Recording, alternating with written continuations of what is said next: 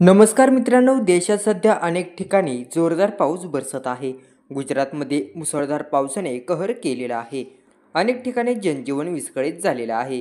3 दिवसांपासून कोसळणाऱ्या मुसळधार पावसामुळे गुजरातमध्ये मृत्युमुखी पडलेल्यांची संख्या 30वर पोहोचलेली आहे.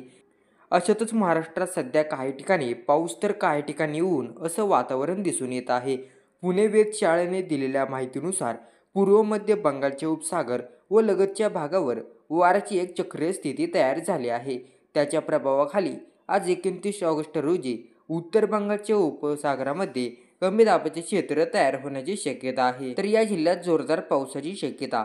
याचा परिणाम म्हणून दक्षिण गुजरात ते मध्य केरळ किनारपट्टी तसेच राज्यातील काही जिल्ह्यात जोरदार पाऊस पडण्याची शक्यता आहे.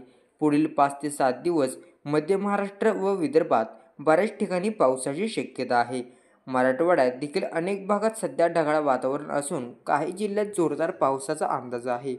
तसंच पुणे व सातारा येथील घाट विभागात पुढील 4 ते 5 दिवस, तर कोल्हापूर येथे आज तुरळक ठिकाणी जोरदार पाऊस पडण्याची शक्यता आहे. त्यामुळे येथे येलो अलर्ट देण्यात आलेला आहे. विदर्भातही अनेक ठिकाणी विजांच्या कडकडासह पावसाची शक्यता आहे.